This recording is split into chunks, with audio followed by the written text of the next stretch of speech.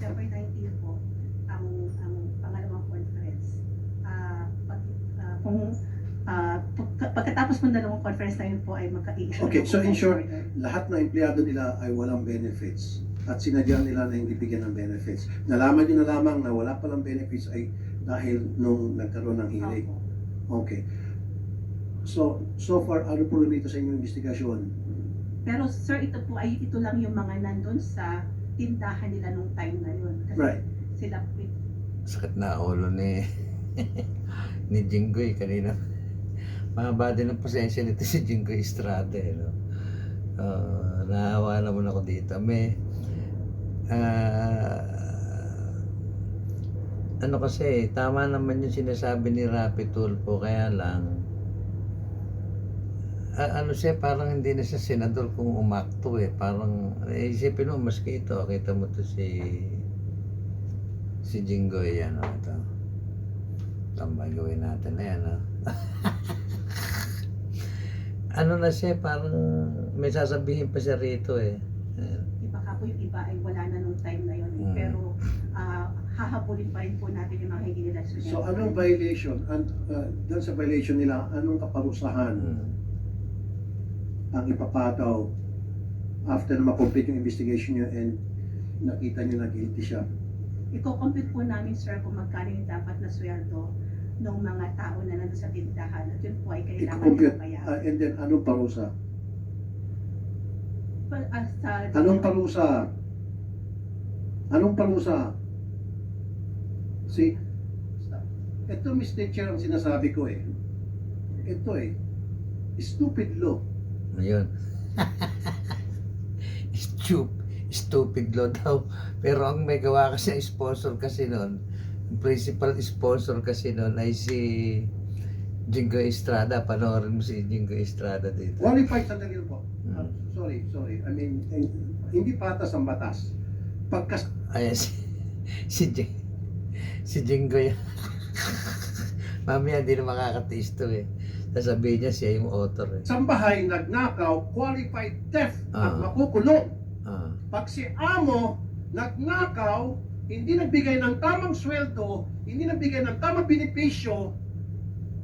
Si Jinggoy.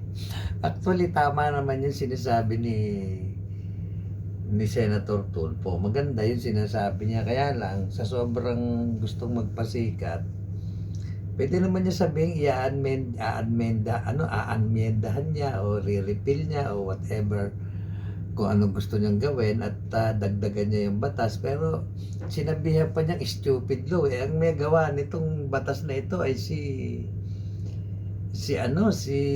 Senator Jinggoy Estrada, at yung batas na yon ay intended para sa mga kasambahay, kaya nga kasambahay law eh. So, dapat ang sinasabi niya rito, amyendahan natin ito at isama natin yung construction worker, security guard, cashier, basta lahat ng worker ay isama natin, no?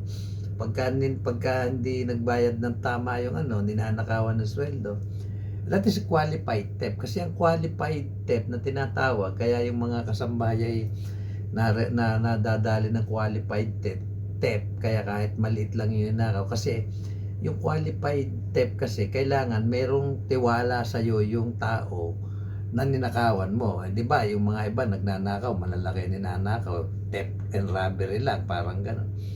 Kasi wala nga tiwala do sa isa't isa. Parang pagkaamo ka, may tiwala sa iyo amo mo, parang betrayal of trust. Yun yung pinaka-component ng qualified theft. Pagbabayarin lang, absuelto na. Saan Nagmumura pa. Di ba? Ito yun eh. Ilang kasambahay na ang nakulong dahil nagnakaw ng toothpaste, nagnakaw ng cellphone daw, kung ano pang pagnanakaw, na pinagbintang sa kanya ng kanyang amo, kulong qualified theft. Pero si amo, nakaw ng sweldo sa mga empleyado. Si Jinggoy. Mamaya sasabihin siya yung author nung batas eh. Tama yung sinasabi ni Senator Estrada, kaya lang, ni Senator Tulfo. Kaya ang problema kasi ito, hinahaluan ng pasikat eh. naiirita na rin siguro si Jinggoy, hindi lang nagsasalita. Ayun. At mga benepisyo, at kapag nalaman ng dole, Ayun o.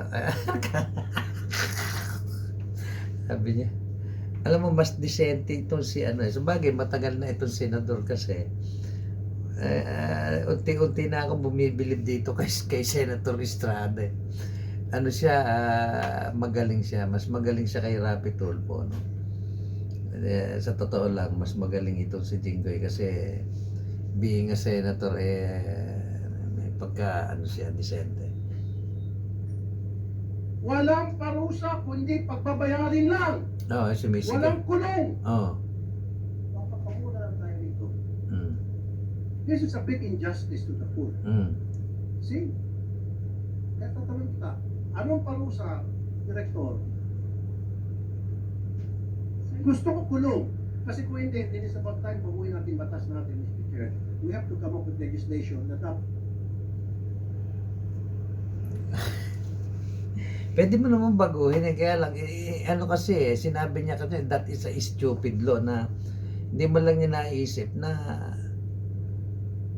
paano naging stupid law yun? Ba't may batas na nga na ano, at least may napaparusahan. Yung sweldo ng kasambahay tumaas, yung merong SS, may benepisyo. Kulang lang yung batas, hindi stupid yung batas. Hindi stupid, Mr. Senator Tulfo. Kulang yung batas.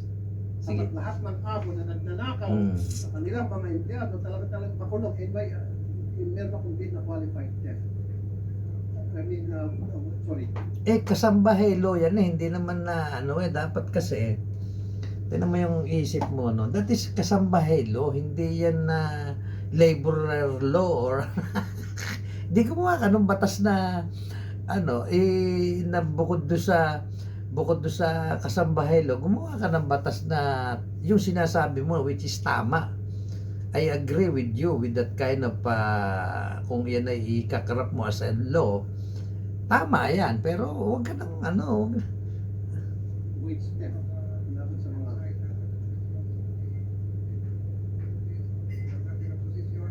say so.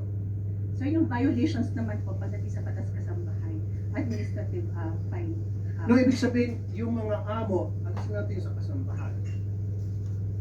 Kahit na sino. Kapag yung amo nagnakaw sa kanyang tauhan, meron bang pagkakakulong? Kaya na, Mr. Chair, meron akong bill na pinasa ko na yung wage theft na para itong mga walang yung amo makatikim ng kulong. Kasi Yan, tama yan, ginagawa mo na yan. Pero huwag mo nang sabing stupid lo yung inisulto mo pa si Senator Estrada. Gumawa na nga ng batas na kasambahay. Stupid mo pa, parang sinabi mo stupid si Senator Jinggoy Estrada.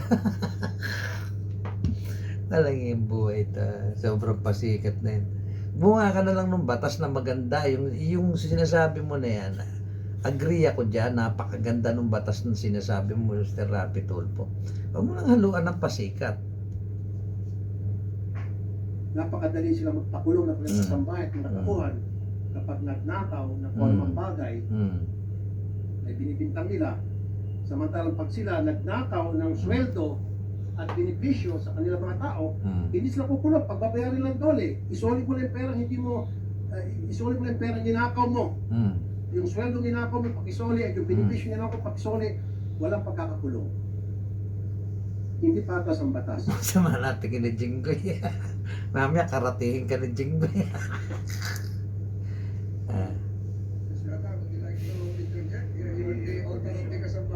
The permission of Senator Tulfo. We are here to investigate this maltreatment of this kasambahay named Aling LV in aid of legislation. Yes, I am the main author of Batas Kasambahay, and I am open to revise or to amend or to improve this Kasambahay bill. That is why I am thankful to the chairman of the Committee on Justice that he has conducted several hearings with regard to this to the maltreatment of Manang LV. And as what you said, Senator Tulfo, you are one with me in improving this Batas Kasambahay bill. That is why I, as the principal author of Kasambahay bill, admits that there are some loopholes in this bill. That is why I am open to amending or revising this particular bill. And thank you, Mr. Chair. Not only dun sa mga kasambahay, maging sa mga trabahador, with that, Tama na yan. Ito naman pagiging senador ni Jinggoy Estrada at saka ni Rapi Tulfo, laki ng pagkakaiba, no?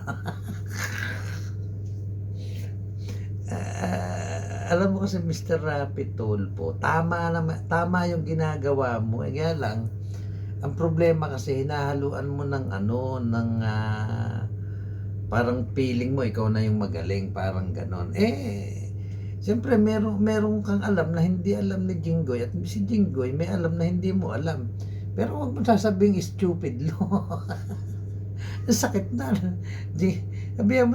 Sasabihan mo si Senator Jinggoy na stupid. Siya yung gumawa ng batas eh. At siya yung stupid. Kaya Senator Tulfo.